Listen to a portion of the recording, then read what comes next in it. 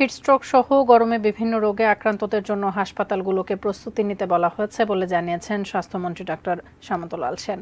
দুপুরে সচিবালয়ে স্বাস্থ্য মন্ত্রণালয়ের সভাকক্ষে আয়োজিত এক ব্রিফিংয়ে তিনি এই কথা জানান। এ সময় তাপদাহে নাগরিকদের সচেতন থাকার পরামর্শ দেন তিনি। জানান, আপাতত জরুরি নয় এমন রোগীদের ভর্তি না করাতে হাসপাতালগুলোকে নির্দেশ দেওয়া হয়েছে। পরে হিটস্ট্রোকে আক্রান্ত রোগীদের প্রাথমিক চিকিৎসা এবং গরম থেকে বাঁচতে সচেতনতার সরকারি বার্তা পড়ে শোনান স্বাস্থ্য মন্ত্রী।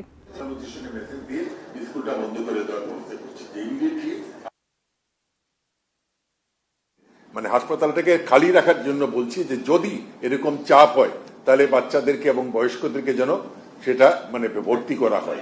এখন কোল্ড কেস কয়েকদিন বন্ধ থাকবে, আর আমাদের স্যালাইন এবং আমাদের ওরাল স্যালাইন থেকে শুরু করে সবার কাছেই আমি আলাপ করছি। আমি একটা অ্যাপ খুলছি যে আমাদের মধ্যে সাথে সাথে যেন জানানো হয় কোনো জায়গায় কোনো ক্রাইসিস হলে। আমরা এটা এখন পর্যন্ত আমি মনে করি আমাদের কন্ট্রোলে আছে।